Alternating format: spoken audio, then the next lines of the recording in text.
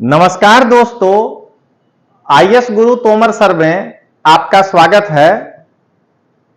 मैं रजनीश सिंह तोमर अपनी बात रखने के पहले एक शेर के साथ में आईएएस के विद्यार्थियों को एक सही संदेश देना चाहता हूं। बहुत हुई शेरों की माला, शेरो शायरी यूट्यूब पे बहुत हो गया। बहुत हुई शेरों की माला, बहुत हुई मोटिवेशन की जाला। आओ दोस्तों करें पढ़ाई, शायरों के शेरों ने प्रीलिम्स में अपनी आबरू लुटाई। हम जितने शॉर्ट्स देखे यूट्यूब पर और जितने महान हस्तियों के शॉर्ट्स को देखे, अगर सारे शॉर्ट्स को भी मिला दिया जाए तो एक प्रीलिम्स का क्वेश्चन नहीं बनेगा, एक कि उनके शॉर्ट्स से एक आ गया हो। इसलिए दोस्तों, मैं इस शेर को एक बार फिर से आपके सामने रखते हुए अपनी बात आगे लेकर चलता हूं कि बहुत हुई शेरों की माला, बहुत हुई मोटिवेशन की जाला। आओ दोस्तों करें पढ़ाई, शायरों के शेरों ने प्रीलिम्स में अपनी तो आबरू लुटाई। आज दोस्तों मैं आपके लिए प्राचीन भारत में यह सही तरीका भले लिखा गया हो, लेकिन प्राचीन भारत में कितना पढ़िएगा तब जाकर के यूपीएससी का क्वेश्चन पकड़ाएगा, वो मैं लेकर आया हूं। और वह इतना विशाल है कि केवल प्राचीन भारत में 3 पार्ट आपके आएंगे। आज मैं फर्स्ट पार्ट लेकर आया हूं।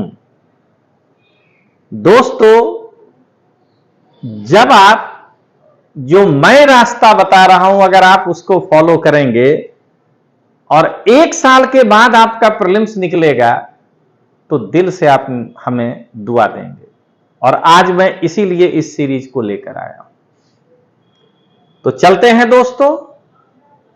उसके पहले दोस्तों, मैं आपको यह बताना चाहता हूं कि आईएएस गुरु तोमर सर के नाम से हमारा एक यूट्यूब चैनल जो आप अभी देख रहे हैं, Telegram channel, Facebook channel, Instagram channel, ये सभी चल रहा है, जहां YouTube के माध्यम से आपको मेरे साथ मेरे व्याख्यान को सुनने का मौका मिलता है। वहीं टेलीग्राम, इंस्टाग्राम और फेसबुक पर आपको प्रतिदिन 3 प्रश्न, एक एनसीईआरटी स्पेशल, एक करंट और एक परंपरागत आपको मिलते हैं।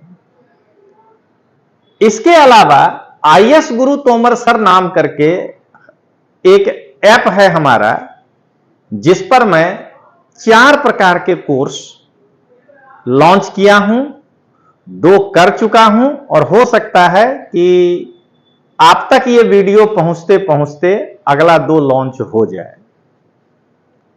सबसे पहले दोस्तों, जो मेरा कोर्स है, गुणवत्ता में पूरे भारत में कोई उसका सामना नहीं कर सकता है, लेकिन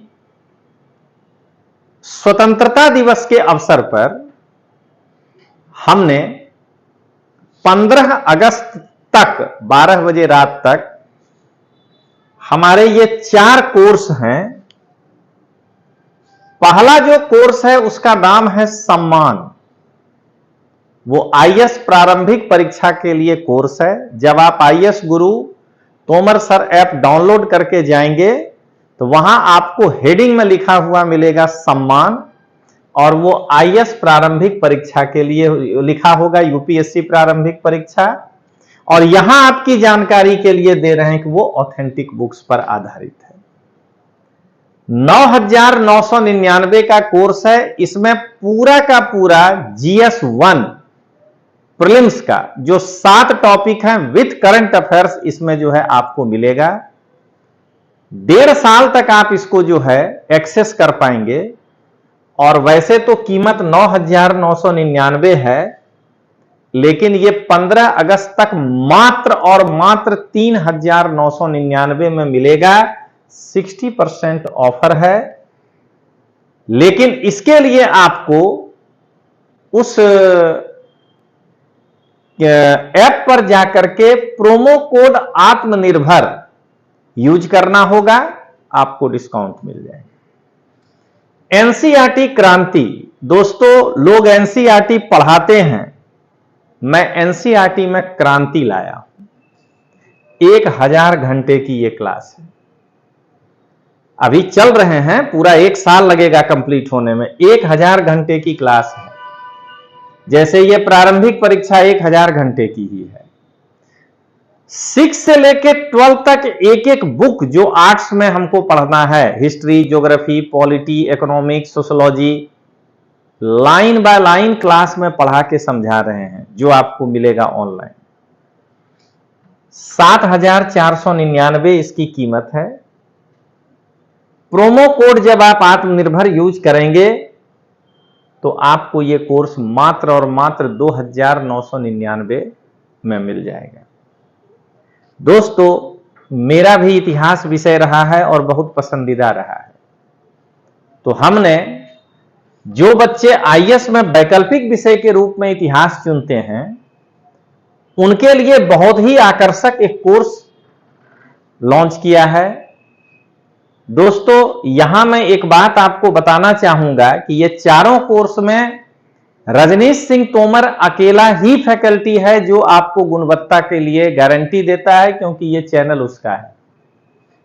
तो इतिहास जो है वो 1000 घंटे का इतिहास का भी है ओनली, ये है मेंस।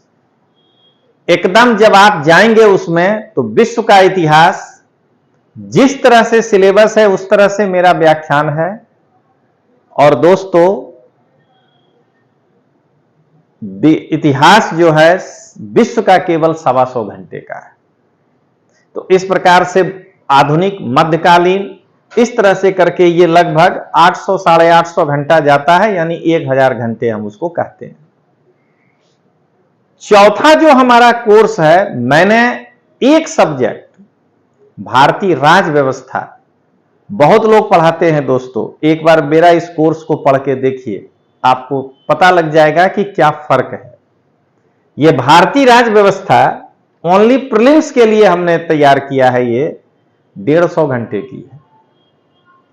1000 रुपया उसका जो है ऐसे कीमत है। आप यदि प्रोमो कोड आत्मनिर्भर यूज करेंगे तो 400 रुपये में आपको ये मिल जाएगा। ये दोनों कोर्स हो सकता है आपके वीडियो पहुंचते पहुंचते लॉन्च हो जाए, या एक आध दिन प्लस माइनस हो। ये दोनों कोर्स अभी आपको अवेलेबल है, देर किस बात का। मोबाइल उठाइए, आत्मनिर्भर प्रोमो कोड जो है वो उपयोग करिए और 60% डिस्काउंट का लाभ उठाइए। अगर दोस्तों आप को कोई शंका हो और हमसे बात करना चाहते हैं तो 9427253077 ये हमारा कॉल करने वाला नंबर है, जिस पर आप बात कर सकते हैं। और 7043771326 ये हमारा व्हाट्सएप नंबर है, जिस पर कि आप हमें व्हाट्सएप कर सकते हैं। तो चलिए दोस्तों, एडवर्टीजमेंट का काफी बात हो गया। सबसे पहले आईएएस गुरु तोमर सर आप जो है ऐप डाउनलोड कर लीजिए, फिर आपको जैसा पसंद आए। अब जब आप प्राचीन भारत का इतिहास पढ़ना चाहते हैं तो सबसे पहले आप ये समझिए कि जैसे ही आपको कह दिया जाता है कि मोहनजोदड़ो से बृहत स्नानागार मिला है, या अगर आपको यह कह दिया जाता है कि भगवान बुद्ध को ज्ञान निरंजना नदी के किनारे उर्वेला में मिला था, तो आप उसमें याद तो कर जाते हैं, लेकिन आपके दिमाग में यह शंका होती है कि आखिर यह जानकारी मिला कहां से। अगर जानकारी अपने को पूरा नहीं है तो सोच लेते हैं किस किताब में लिखा है सही ही होगा। लेकिन अगर आप आईएएस की तैयारी करते हैं तो आपके दिमाग में हमेशा क्यों, कहां और कैसे, ये प्रश्न आना चाहिए। तो आपके दिमाग में ये प्रश्न आएगा कि आखिर ये लाइन आया कहां से। तो इसीलिए सबसे पहले आप पढ़िए इतिहास जानने के साधन। यहां प्राचीन इसलिए नहीं लिखे हैं कि पहले ही हेडिंग है प्राचीन। तो प्राचीन भारत का इतिहास अगर आप जानना चाहते हैं तो उसके जानने के साधन क्या है। तो हम सभी जानते हैं कि प्राचीन भारत के इतिहास में साहित्यिक स्रोत, विदेशी यात्रियों का विवरण और पुरातात्विक स्रोत, ये तीनों ही महत्वपूर्ण है। साहित्यिक स्रोत के अंदर हम जानते हैं दोस्तों कि दो प्रकार के साहित्य होते हैं, धार्मिक साहित्य और गैर धार्मिक साहित्य। इसी तरह हमारे यहां दो प्रकार के धर्म हैं। एक ऐसा धर्म जिसमें, इसको जाति में नहीं लेना है, इतिहास के हिसाब से समझना है कि ब्राह्मणों की प्रधानता हो, तो उसको हम लोग कहते हैं ब्राह्मण धर्म, जिसको हम लोग हिंदू सनातनी धर्म कहते हैं। और बौद्ध और जैन दो ऐसे धर्म हैं जिनके लिए किसी ब्राह्मणों की आवश्यकता नहीं है उस धर्म के अनुसार। हालांकि ये बहुत व्यापक परिप्रेक्ष्य में डिस्कशन का चीज है दोस्तों। तो उस आधार पर हमारे पास धार्मिक साहित्य दो प्रकार का उपलब्ध है जिससे हमको इतिहास की जानकारी मिल सकती है। एक है ब्राह्मण साहित्य और दूसरा है गैर ब्राह्मण साहित्य। गैर ब्राह्मण साहित्य को फिर हम दो भागों में बांटते हैं और वह है बौद्ध साहित्य और जैन साहित्य। कई बार दोस्तों आपके मन में आएगा कि इन धार्मिक साहित्य में कैसे हमको इतिहास की जानकारी मिलती है। तो मैं भगवान बुद्ध के एक किताब में, किताब का नाम है महावग्ग और उस किताब का पहला चैप्टर का नाम है महाखंडक। उस महाखंडक चैप्टर के अंदर सब चैप्टर है बोधि कथा। उसका मैं पहला लाइन आपके सामने बोलता हूं, अब देखिए आपको पता चल जाएगा कि क्या था इतिहास। उस किताब का पहला लाइन है, पाली भाषा में है, एकं समयं भगवा विहरति निरंजना नज्जा तीरे बोधि रुक्ष मूले उर्वेलायं पठमाभिसंबुद्धो। एक समय में भगवान बुद्ध निरंजना नदी के तट पे उर्वेला में प्रथम ज्ञान संबोधि को प्राप्त कर विहार कर रहे थे, चहलकदमी कर रहे थे। ये लाइन हमको ये इंफॉर्मेशन देता है कि एक निरंजना नदी थी जो उर्वेला के बगल में थी। इतिहास भूगोल से गाइड होता है तो पहले भूगोल पता चला।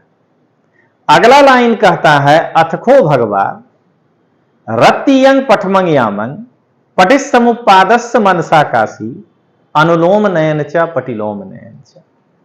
उसके बाद भगवान बुद्ध रात्रि के प्रथम प्रहर में अनुलोम और प्रतिलोम के अनुसार प्रतिसमुत्पाद का मनन करते हैं। बौद्ध दर्शन क्या कहता है उसकी जानकारी। अब मैं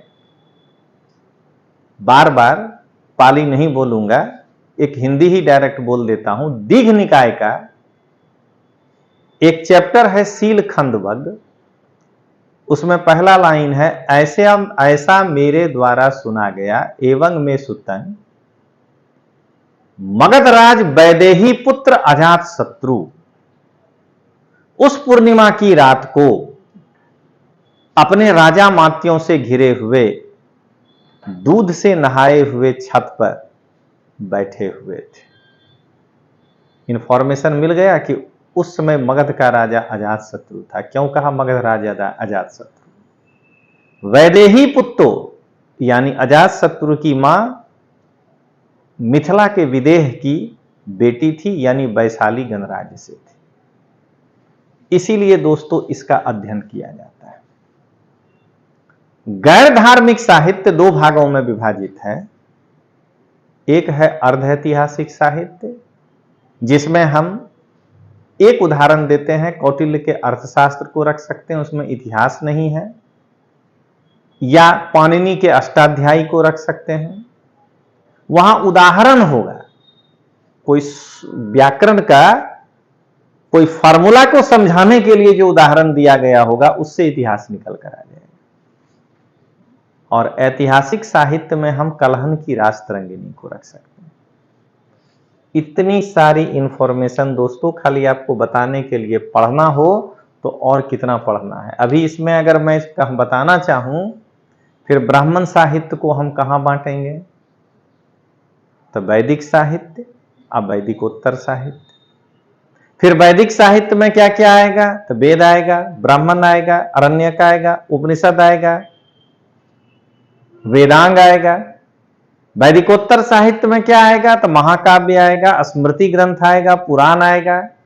तो ये पूरा एक चैप्टर है अपने आप में दोस्तों। विदेशी यात्रियों का विवरण तो क्या पढ़ना है? तो सबसे पहले यहां ईरानी यात्री आए तो उनके बारे में जानेंगे। ईरानी यात्री के साथ साथ ग्रीक यात्री आए तो ईरानी ग्रीक यात्री, उसके बाद चाइनीज आए, उसके बाद अरबी आए, उसके बारे में। पुरातात्विक साक्ष्य के अंदर क्या क्या आता है? तो एक अभिलेख आता है, सिक्का आता है, और अगर कोई मॉन्यूमेंट्स हो, कोई स्मारक, तो वो आता है। अगर आप इसको इग्नोर करते हैं तो जैसे फेसबुक में कई बार नहीं आता है, एक माता जी का तस्वीर होता है और कहता है इग्नोर ना करें। अगर आप इग्नोर नहीं करेंगे तो कोई अच्छी खबर आएगी। तो वैसे ही अगर इस चैप्टर को इग्नोर ना करेंगे तो पीटी में कोई अच्छी खबर आएगी। आइए दोस्तों, भारतीय संस्कृति को जानना है अगला, क्योंकि आगे जो भी पढ़ने जा रहे हैं पहले बेस चाहिए कि कल्चर क्या है इंडिया का। तो चूंकि आज हमें कम से कम दोस्तों मौर्य तक तो जाना ही पड़ेगा, या मान लीजिए पूर्व मौर्य काल तक, तो एक लिमिट तक ही रुक पाएंगे। लेकिन हां, इससे आपको पढ़ने का आइडिया जरूर मिलेगा। तो कल्चर का परिभाषा, भारतीय संस्कृति का जो आप अध्ययन कर रहे हैं उसके स्रोत क्या क्या है और हमारी भारतीय संस्कृति की विशेषता क्या है। इसके बाद दोस्तों, हमारे पास भारतीय कला का स्रोत क्या है। सोर्स पहले सबका पढ़िए। भारतीय कला के साहित्यिक स्रोत को पढ़िए, भारतीय कला के विदेशी विवरण उसको पढ़िए, विदेशियों ने क्या हमारे भारतीय कला के बारे में क्या क्या लिखा है, और पुरातात्विक स्रोत। अब खुदाई में एक मूर्ति निकल कर आ जाए तो उस मूर्ति के कलात्मकता का अध्ययन करिए। अब आइए, आईएएस में जो भारतीय संस्कृति लिखा है दोस्तों, और किसी भी स्टेट पीसीएस में जो लिखा है, दोनों में आसमान जमीन का अंतर है।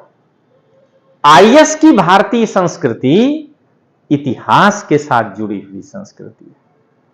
इसलिए अगर आप कोई भी बाजार से गाइड खरीदे, हां वो करंट और इससे जुड़ जाए और आ जाए तो अलग बात है, लेकिन भरतनाट्यम और ये सब पढ़ लिए सवाल नहीं बनेगा। वहां इतिहास से जुड़ा होना चाहिए। वही भरतनाट्यम हमारे किस काल में, कौन से राजा के काल में प्रफुल्लित हुआ है, हमको वहां से पढ़ना पड़ेगा।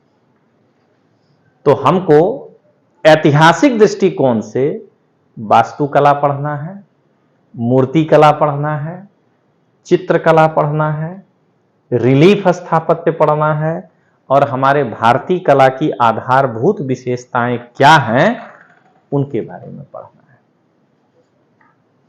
दोस्तों, इसके बिना कोई आदमी आकर के आपको YouTube पर मोटिवेशन कितना दे दे, कितना भी कोई आदमी आपको YouTube पर शेरो शायरी सुना दे, आपका कैरियर नहीं बन सकता है दोस्तों।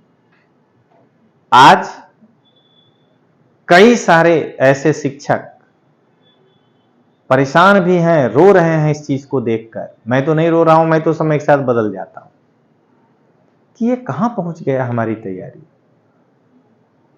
एक लड़का जो आईएएस बनना चाह रहा है, लीडर बनना चाह रहा है, उसको मोटिवेशन की आवश्यकता पड़ेगी। गांधी जी को कोई मोटिवेट किया था? एक बार सोच कर देखिए। सुभाष बाबू को कोई मोटिवेट किया था? अरे आप कलेक्टर बनना चाह रहे हैं, आप जो है प्रधानमंत्री कार्यालय में काम करेंगे कैबिनेट सेक्रेटरी होकर के, आपको मोटिवेशन की आवश्यकता है? आप कहेंगे आज मैं डिमोटिवेट हो गया हूं। अरे आप दूसरे के लिए प्रेरणा है।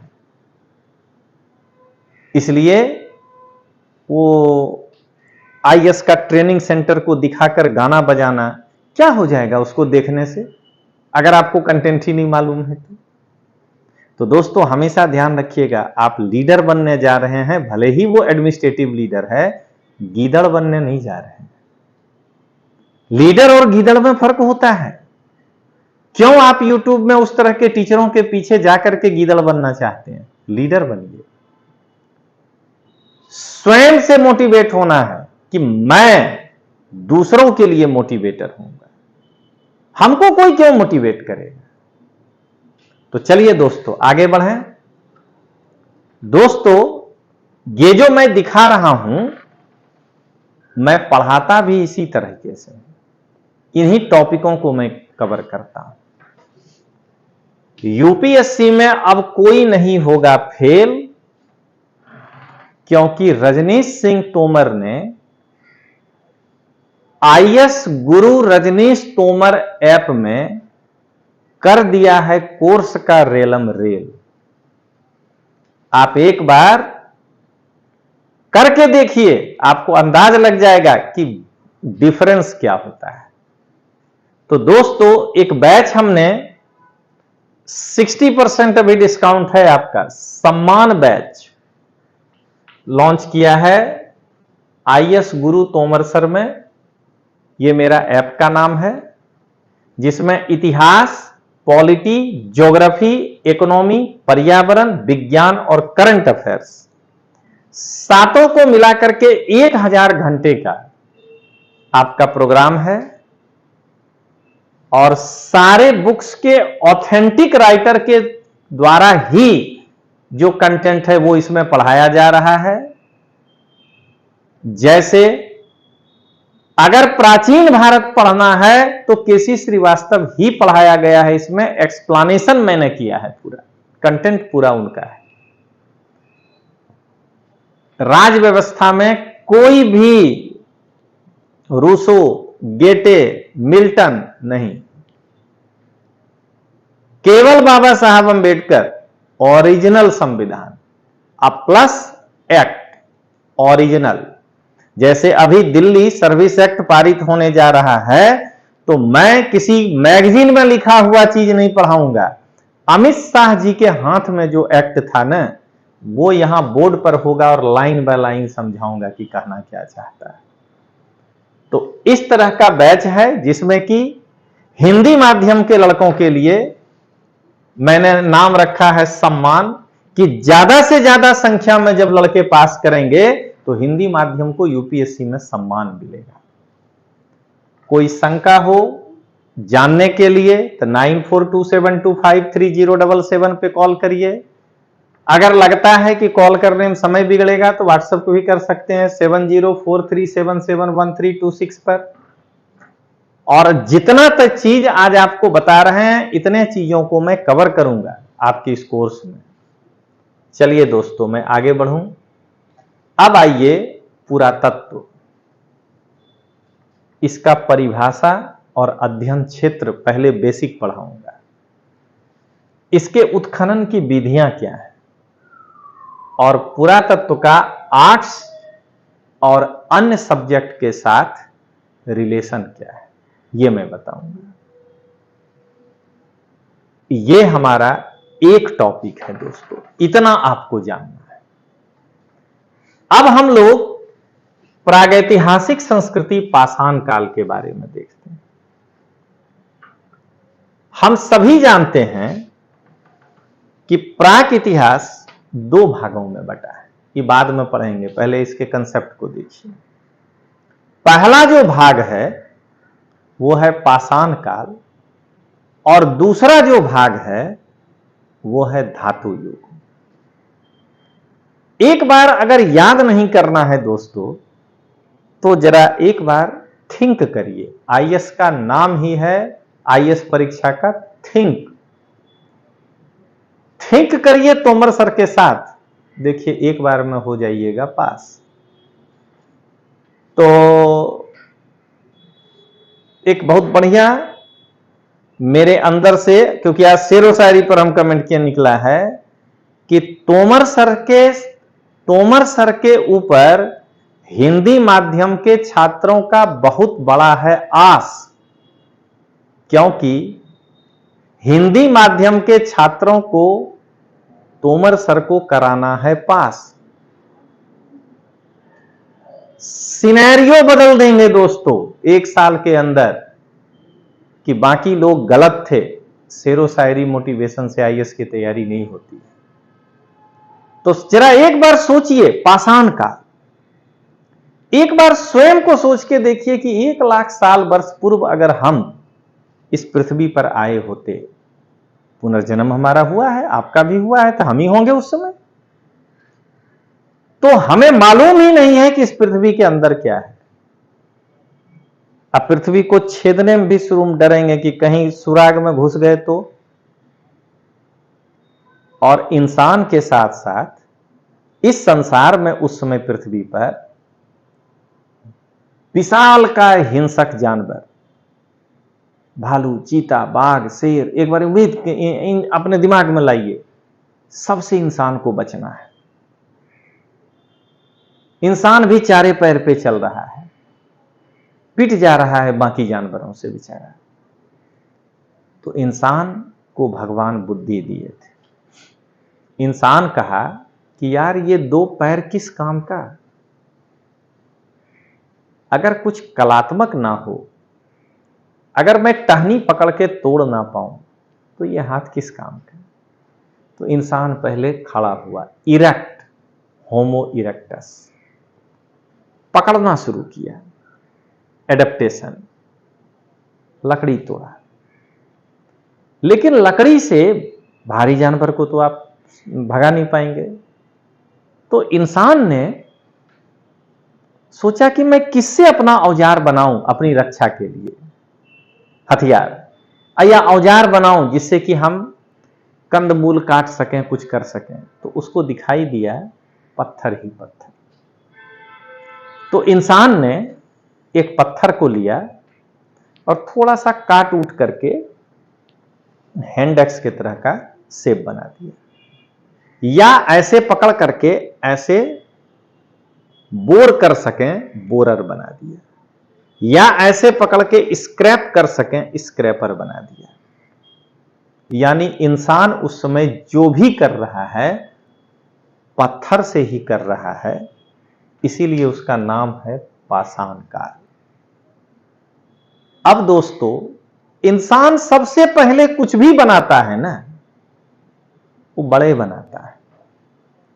पहला मोबाइल, पहला कंप्यूटर, तब पत्थर का भी जो बनाया वो बड़े बनाया, इसीलिए वो है हैंड एक्स, बोरर।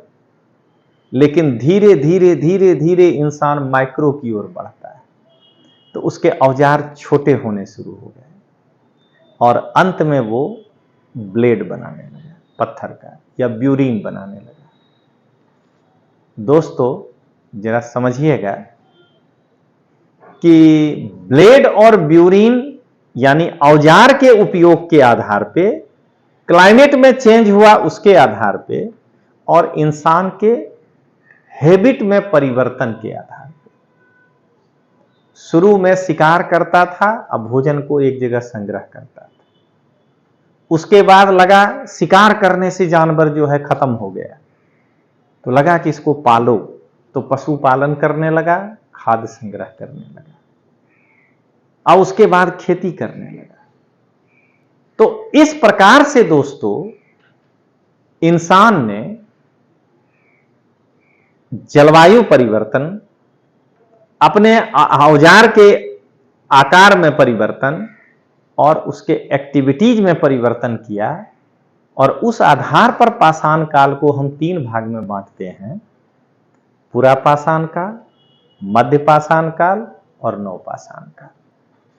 उन तीनों की संस्कृतियों के बारे में पढ़ते हैं। यह है निम्न पुरापाषाण काल। अब पुरापाषाण काल को 3 भागों में बांटते हैं: निम्न, मध्य और उच्च पुरापाषाण काल। निम्न पुरापाषाण काल जो है दोस्तों, उसमें उत्तर भारत में जो संस्कृति मिला है वो सिंधु की एक सहायक नदी है सोहन, उसके किनारे, इसीलिए उसको कहते हैं सोहन संस्कृति। और दक्षिण भारत से जो मिला है कोरतलियार नदी घाटी वगैरह से, तो वहां ज्यादातर हैंडेक्स मिला है, तो इतिहासकार उसका नाम रखा हैंडेक्स संस्कृति। तो इस प्रकार से निम्न पुरापाषाण काल में 2 संस्कृतियां, सोहन उत्तर भारत और हैंडेक्स दक्षिण भारत, मध्य पुरापाषाण काल और उच्च पुरापाषाण काल, ये 3 हो गया एक के अंदर, पुरापाषाण काल के अंदर। अब फिर एक मध्य पाषाण काल और एक नवपाषाण काल। अब क्या हुआ दोस्तों कि एक दिन मनुष्य स्क्रैप कर रहा था, खोदते जा रहा है, खोदते जा रहा है, खोदते जा रहा है, बस आवाज आया ठक। अब ये ठक क्या है? धातु। अब ये धातु जो है, मैं ये समझाना चाह रहा हूं दोस्तों, है क्या? तो ऐसे समझिएगा कि पृथ्वी रूपी इस बोतल में भगवान तांबा, जिंक, लोहा, टीन सब डाल दिए, ऐसे बंद करके पृथ्वी को हिला दिए। इसीलिए सब कॉन्टिनेंट में ये सब मिलता है। तो अभी पानी के अंदर जिस धातु का क्या कहते हैं डेंसिटी, घनत्व तो हल्का होगा ऊपर होगा, जिसका भारी होगा वो नीचे होगा। तो इंसान को जो ठक की आवाज हुई थी, तो उसको मिला टीन, हल्का, ऐसे मोड़ा इंसान, काम का नहीं, फेंक दिया। दूसरा लेयर निकला जिंक, जस्ता, भुरभुरा होता है, यार ये क्या निकल रहा है। तीसरा ठक में निकला बेहतरीन चीज, तांबा, थोड़ा सा हार्ड। इंसान कहा कि अरे यार ये तो बहुत तगड़ा चीज मिल गया रे। अब तक तो पत्थर था, ऐसे ही होता था, ये मुड़ता नहीं था। अभी धातु जो है ना, ये धतुआ को जब चाहे तब ऐसे मोड़ा सकते हैं और ऐसे करके कोदाली बना सकते हैं, मिट्टी कोड़ेंगे। कहा नहीं बनाना ऐसा, ऐसे कर देते हैं, खुरपी बना देते हैं, मिट्टी कोड़ेंगे। बस इंसान कहा अब तो सारा काम धाम तांबे पर ही होगा।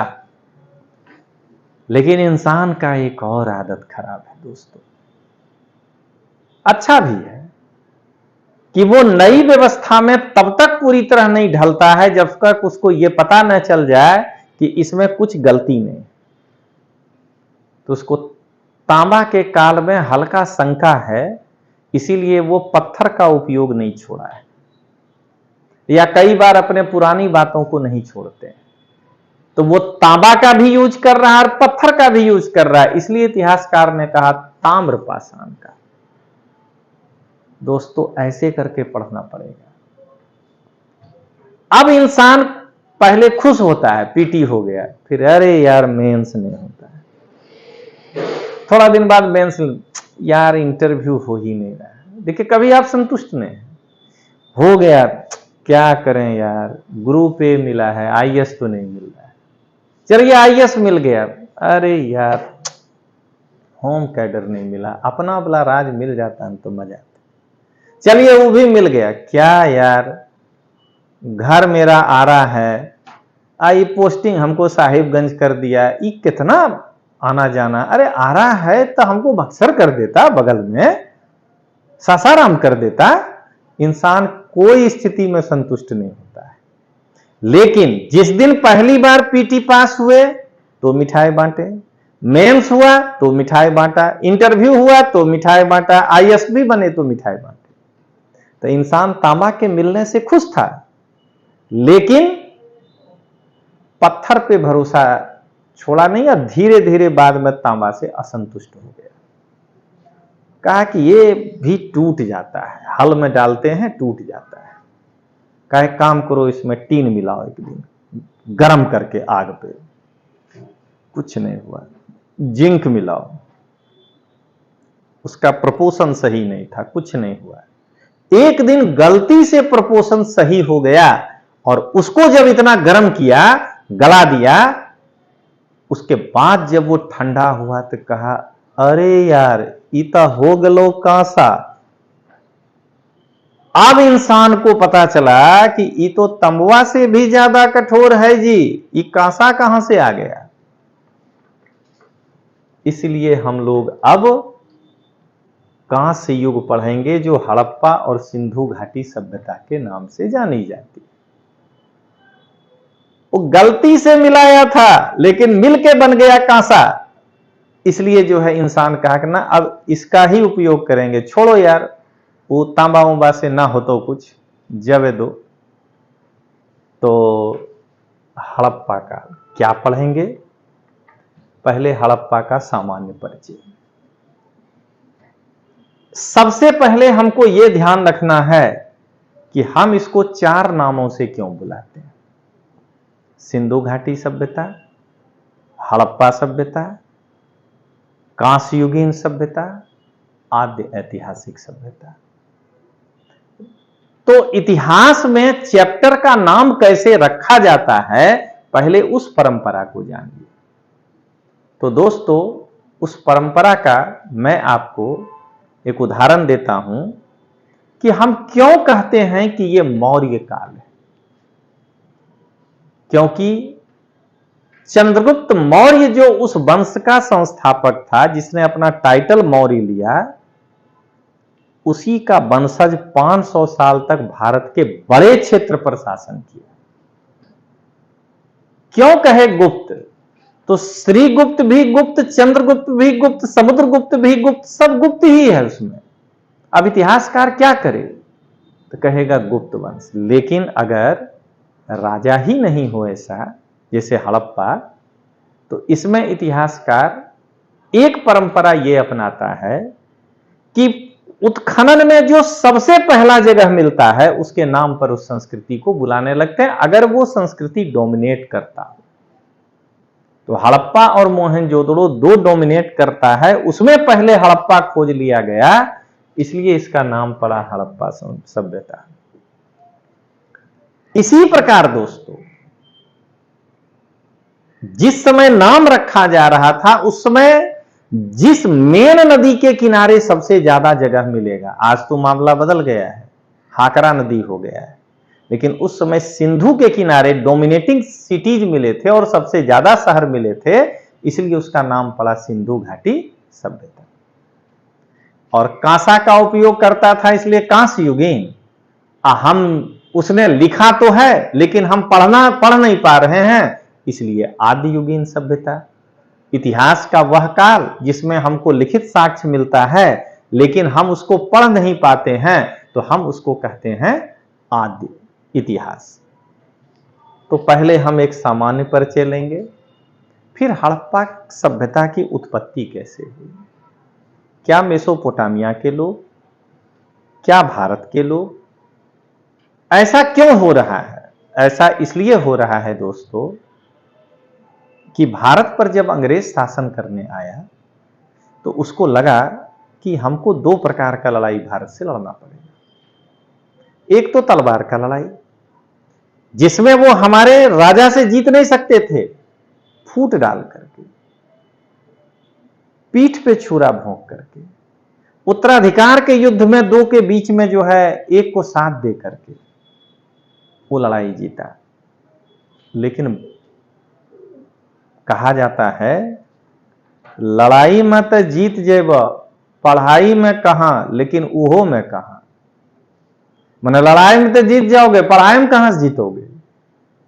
तो दोस्तों समझाइए अंग्रेज कि यार ये जो भारतीयों के पास इतना इतना किताब है, इस पुस्तक से संस्कृति इतना समृद्ध है, इसको कैसे तोड़ा जाए। तो एक स्टेप ये उठाया कि हमारे धर्म ग्रंथों का नकारात्मक होकर के पहले जनता में फैलाओ, जो राजा राम मोहन राय वगैरह किए, अच्छा नहीं किए थे कि इंग्लैंड के लाइब्रेरी में रखी हुई एक किताब हमारे सभी धर्म ग्रंथों से ज्यादा ज्ञान देता है। पागलों उगल हो गए हैं क्या भाई, ऐसा कहीं होता है। तो पहले तो वो हमारे एजुकेशन सिस्टम को खत्म किया मैकॉले आकर के, कहा सबको जोड़ घटा गुना भाग में डालो, क्लर्क बनेगा, चिंतन खत्म। यही काम आज जो है, मुझे कहने में कोई गुरेज नहीं है, आप समझ रहे होंगे, यूट्यूब पर 3 मैकॉले आके यही कांड कर रहा है आपके साथ। 3 गो मैकॉले है जो आपकी चिंतन शक्ति को खत्म कर दे रहा है। रोज कुछ ना कुछ बकवासी करता है आपके साथ, क्लास में दिखाई देता है यूट्यूब पे। और उसके बाद एक अपना ऐसा इतिहासकार का वर्ग तैयार किया जिसको कहा कि ऐसा थ्योरी दो कि हमें भारत पर उपनिवेश स्थापित करने में मदद मिले। कैसे? तो जैसे ही भारतीय आकर के कहे कि तुम विदेशी हो, अंग्रेज को तुम भारत छोड़ो, तुरंत एगो थ्योरी समाज में फैला दो, आर्य विदेशी थे। अब हम ही आपस में उलझ जाएंगे कि कौन देशी है कौन विदेशी है। तो उस श्रेणी के इतिहासकार को हम कहेंगे उपनिवेशवादी इतिहासकार। तो उसको नहीं अच्छा लगेगा कि है भारत में भी कोई ऐसा, जब हम कुछ नहीं जानते थे अंग्रेज लोग, तब यहां नगर बसा के बैठा है। कहेगा नहीं हो सकता है, ये मेसोपोटामिया वाला सिखाया है। तो उपनिवेशवादी इतिहासकार का एक ही काम था कि भारत के हर उपलब्धि को बाहर फेंक देना कि वहां से आया, आपकी अपनी कुछ है ही नहीं। लेकिन तिलक तो तिलक होता है, बाल गंगाधर तिलक, इसलिए कहते हैं तिलक तो तिलक होता है, इसीलिए तो माथे पर लगाते हैं, पैर में कहने लगाते हैं। उसका महत्व है, वो माथे पर रहने का चीज है। तो हमारे लाल बाल पाल की जोड़ी में जो हमारे बाल थे, बाल गंगाधर तिलक बोले रुको अभी हम बताते हैं किसको कहता है इतिहास लेखा। बस उन्होंने जो आर्कटिक होम्स ऑफ वेदाज लिखा, आर्यंस लिखा, पलट दिया। एक इतिहासकार का नया वर्ग खड़ा हो गया जो हर चीज इंडिया में देखने लगा। उसको कहते हैं राष्ट्रवादी इतिहासकार। और दोस्तों हो सकता है यूट्यूब है, आपको मेरा विचार नहीं पसंद आए, कोई कंट्रोवर्सी उठ जाए तो माफी मांग लेते हैं, लेकिन जो सच है वो सच है। तो राष्ट्रवादियों ने जमकर काउंटर किया उनको, लेकिन उसके बाद हमारे देश में एक नया इतिहासकार का वर्ग तैयार हुआ जिसको हम लोग कहते हैं मार्क्सवादी इतिहासकार। नो डाउट उनकी उपलब्धियां भी हैं। उपलब्धियां ये हैं दोस्तों कि उन्होंने इतिहास को पुरातात्विक साक्ष्य, साहित्यिक साक्ष्य, विदेशी यात्रियों का विवरण, यानी एक मौर्य काल को लिखना है तो मेगास्थनीज भी पढ़ा, ये अर्थशास्त्र भी पढ़ा, अशोक का अभिलेख भी पढ़ा। नो डाउट काफी अध्ययन करके उसने इतिहास उन्होंने लिखा। लेकिन उस वर्ग की एक कमी यह है कि वो अपने सनातन धर्म को ठीक से उसको महत्व नहीं दिया। और हर हमेशा जैसे अकबर और महाराणा प्रताप, ठीक है अकबर वीर था, कहने में कोई गुरेज नहीं है, जिसका दादा विदेशी हो अब वाके भारत पर शासन कर रहा है तो कुछ तो होगा। लेकिन हमारे महाराणा प्रताप के ताकत को कम नहीं आंका जा सकता है। तो इन्होंने क्या किया कि अकबर एक महान था, नहीं नहीं, महानतम था। महाराणा प्रताप तो बस एक हल्दी घाटी के लिए ही जाने जाएंगे। यह गलत है, यही मार्क्सवादियों ने गलत किया। गांधी ने देश को आजाद कराया, यह बात सही है कि गांधी के बारे में अगर कोई विरुद्ध में बोले तो यह अपनी हैसियत नहीं है कि हम लोग गांधी के बारे में कुछ विरुद्ध में बोल सकते हैं। लेकिन गांधी अगर 40 पन्ना पढ़ेंगे तो 15 पन्ना तो सुभाष बाबू को पढ़ना पड़ेगा। इन्होंने उनको कहा हट जाओ, मार्क्सवादियों ने। यही थोड़ी सी उनमें कमियां हैं और इसीलिए इतिहास के रीराइटिंग की बात कई बार होती है। वो अपना मुद्दा नहीं, अपना पढ़ाई का मुद्दा है। आप देख रहे हैं एक सिनेमा गाना है, आओ बच्चों तुम्हें दिखाएं झांकी हिंदुस्तान की, इस मिट्टी से तिलक करो ये धरती है। उसी में एक गाना बोला है, एक लाइन बोला है, ये प्रताप का वतन पला था आजादी के नारों से, कूद पड़ी थी यहां हजारों पद्मिनियां अंगारों में। तो ये है, इसको भी जोड़ना पड़ेगा। तो उत्पत्ति और विस्तार में उत्पत्ति में ये समस्या है, इसके लिए आपको एक बैकग्राउंड दिए, इसको पढ़िए दोस्तों। नगर और भवन कैसे थे, सामाजिक आर्थिक जीवन कैसा था, उनका धार्मिक विश्वास कैसा था, कला और स्थापत्य की उनकी क्या स्थिति थी, राजनीतिक संगठन उनका कैसा था, क्या कहते हैं बौद्धिक पक्ष कैसा था, अंत्येष्टि क्रियाएं कैसी थी, तिथि विनाश कैसे हुआ, और सैंधव सभ्यता ने आज हमें क्या दिया। कम से कम इतना तो दिया कि आज हम जो भी नगर बनाते हैं उसमें सड़क 98 डिग्री काटते हैं। तो हमको जो है एक चैप्टर में इतना पढ़ना पड़ेगा दोस्तों। इसी प्रकार जब ऋग्वैदिक या पूर्व वैदिक कालीन सभ्यता पढ़ेंगे तो पहले आर्य कौन थे, फिर वही होगा। उपनिवेशवादी कहेगा कि हंगरी के थे, या उनका मूल निवास स्थान कहां था तो कहेगा यूरोप से आए थे। अरे तुम आए हो यूरोप से तो हम भी यूरोप से आए थे। उस पर जो है हमारे कुछ राष्ट्रवादी इतिहासकार जो है तथ्य देंगे, अपने बीच का एक निकालने का प्रयास करेंगे। ऋग्वैदिक संस्कृति कैसी थी, राजनीतिक संगठन क्या था, सामाजिक जीवन क्या था, आर्थिक जीवन क्या था, धर्म और धार्मिक विश्वास क्या था। दोस्तों आगे बढ़ने के पहले मैं इतना देर के बाद ये ऐड इसीलिए रखा हूं कि आपको ये एहसास हो गया होगा कि तोमर सर एक तार्किक तरीके से पढ़ाना जानते हैं। तार्किक था वो। तो तोमर सर अगर एनसीईआरटी पढ़ाएंगे तो ऐसे ही पढ़ाएंगे। पूरा कोर्स मैं अकेले पढ़ाया हूं, मैं दूसरे को नहीं देता हूं पढ़ाने। नाम है एनसीईआरटी क्रांति क्रांति क्रांति क्रांति।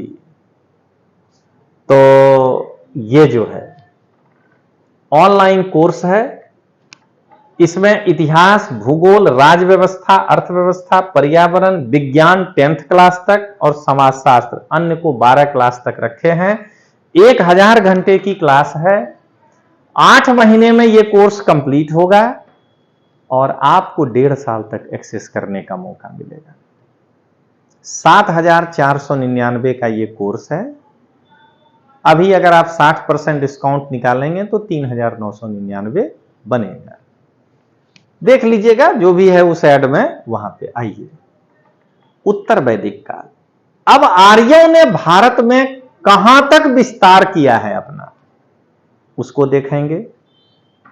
उत्तर वैदिक काल की संस्कृति और राजनीतिक संगठन कैसा था, समाज, आर्थिक जीवन, धर्म और दर्शन।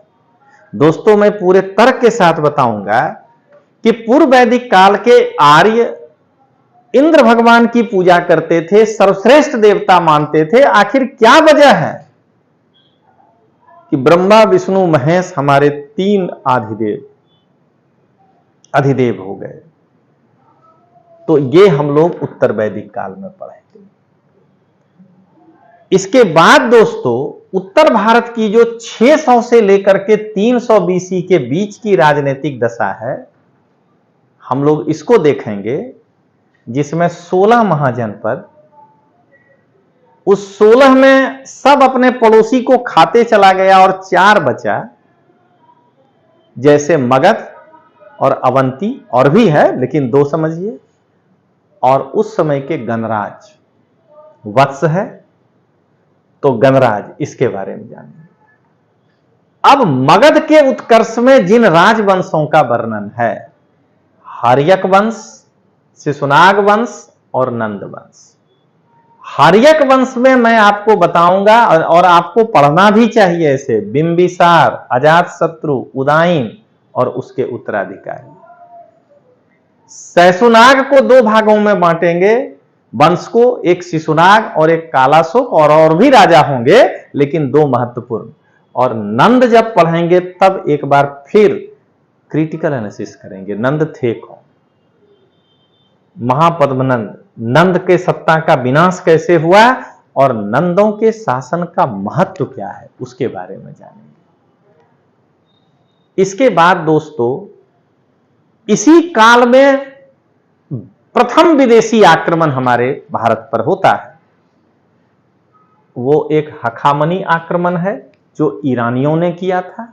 उसके वंश का नाम है एकमेनिड, जिसको हिंदी में हखामनी कहते हैं, और सिकंदर के नेतृत्व में यूनानियों ने किया। इसमें मैं हखामनी में आपको साइरस द्वितीय, कुरुश, कंबुजीय, दारा प्रथम, जर्सीस, उसके उत्तराधिकारी और उसके साम्राज्य का विनाश कैसे हुआ, और ईरानियों ने जो भारत पर आक्रमण किया तो उसका हमारे कल्चर कॉन्टेक्ट के कारण क्या क्या प्रभाव पड़ा। सिकंदर का जब भारत पर आक्रमण हुआ तो उसमें भारत की राजनीतिक दशा क्या थी, सिंधु नदी पर कैसे आया, झेलम का युद्ध, झेलम के बाद का युद्ध, और कैसे सिकंदर यहां से वापस चला गया, क्यों चला गया, विश्व विजेता निकला था। तभी तो हमारा कवि लिखा, हमारा देश भारत है नदी गोदावरी गंगा, लिखा भूगोल पर जिसने हमारा चित्र बहुरंगा। सिकंदर विश्व विजय की यहां तलवार टूटी थी, यहां चंगेज की खूनी रंगी तकदीर फूटी थी। आखिर क्यों लौट गया, तलवार टूट गया, ये जानेंगे हम लोग, और उसके आक्रमण का प्रभाव क्या पड़ा। और दोस्तों, मैं आपको इतिहास बताने आया हूं तो इसका मतलब यह नहीं है कि करंट अफेयर्स हमको नहीं आता है। यह कोर्स अपकमिंग कोर्स है और हमारे विद्यार्थियों के द्वारा मोस्ट अवेटेड कोर्स है। हालांकि आप अगर मेरा सम्मान कोर्स ले लेंगे तो उसमें करंट अफेयर्स यही ऑलरेडी उसी फीस में फ्री में आ जाएगा। लेकिन अगर कोई विद्यार्थी को लगता है कि हमको केवल करंट ही पढ़ना है तो उसके लिए तोमर सर से वो ऐसे ही तार्किक बताएंगे। तो 13 अगस्त को हम लोग करंट अफेयर्स कोर्स लेकर आ रहे हैं, जिसका नाम रखे हैं लवसना के सफर में LVM, लॉन्चिंग व्हीकल जो है M3। सबसे प्रामाणिक ऑनलाइन कोर्स है ये। बस एक मोबाइल उठाइए और IS Guru Tomar sir app download करिए और वहां मेरे इन 4 कोर्स को एक बार देखिए और तुलना करिए दोस्तों। तो अगर ये कोर्स आपको करना हो तो 500 रुपया महीना है, ये 13 अगस्त को ही लॉन्च होगा और 500 रुपया महीना आपको इसमें है। जिस महीने के बाद लग जाए तोमर सर मेरे लिए नहीं है क्या कहते हैं हेल्पफुल, निकल जाइए, आपका पैसा भी नहीं बर्बाद होगा। और अगर आप सम्मान कोर्स ले रहे हैं तो इसको अलग से लेने की जरूरत नहीं है, ये कोर्स उसके अंदर इंक्लूड है, NCERT में इंक्लूड नहीं है। आइए दोस्तों, अब इसके बाद पढ़ेंगे पूर्व मौर्य काल की कल्चर, सामाजिक संस्था और सामाजिक नैतिक विचारधारा, कुटुंब का कंसेप्ट क्या है, वर्ण व्यवस्था क्या था, जाति प्रथा कैसी थी, दास प्रथा का स्थिति क्या था, आश्रम व्यवस्था क्या कहता है, पुरुषार्थ, संस्कार और महिलाओं की दशा के बारे में पढ़ेंगे। अब दोस्तों, प्राग मौर्यकालीन समाज संस्कृति के अंदर सामाजिक और आर्थिक दशा पढ़ेंगे और उसमें द्वितीय नगरीकरण, उसके कारण मेंस में टॉपिक भी है, शिक्षा साहित्य की स्थिति, कला स्थापत्य और प्रमुख नगरीय केंद्रों के बारे में जानेंगे। अब दोस्तों, इसके बाद आएगा मौर्य काल की संस्कृति। शासन व्यवस्था, अशोक के प्रशासनिक सुधार, मौर्य काल का सामाजिक जीवन, आर्थिक जीवन, धार्मिक जीवन, भाषा साहित्य, स्थापत्य कला और राजकीय कला और लोक कला के अंदर पढ़े। पढ़ने में आगे पीछे हो सकता है लेकिन छूटेगा कुछ नहीं। अब मौर्य वंश के बारे में पढ़े। पहले जानेंगे सोर्स, स्पेशल मौर्यों का इतिहास जानने का। फिर चंद्रगुप्त मौर्य के बारे में, उत्पत्ति, उनका प्रारंभिक जीवन, उपलब्धि, अंत और तिथि। उसके बाद कौटिल्य और उसके अर्थशास्त्र पर थोड़ा डिटेल्स जानेंगे। अब मेगस्थनीज और उसकी इंडिका जानेंगे। फिर चंद्रगुप्त मौर्य के बाद बिंदुसार, जिसको अमित्र घात कहते थे, प्रारंभिक जीवन पढ़ेंगे। उसके बाद अशोक प्रियदर्शी पढ़ेंगे, उसका प्रारंभिक जीवन पढ़ेंगे। कलिंग का युद्ध परिणाम पढ़ेंगे। अशोक और बौद्ध धर्म और धार्मिक नीति पढ़ेंगे। अशोक का धम्म पढ़ेंगे। धम्म का नेचर क्या था पढ़ेंगे। धम्म के प्रचार के लिए उसने क्या उपाय किया। अशोक ने साम्राज्य विस्तार के लिए कौन सी नीति अपनाई। अशोक की विदेश नीति क्या थी।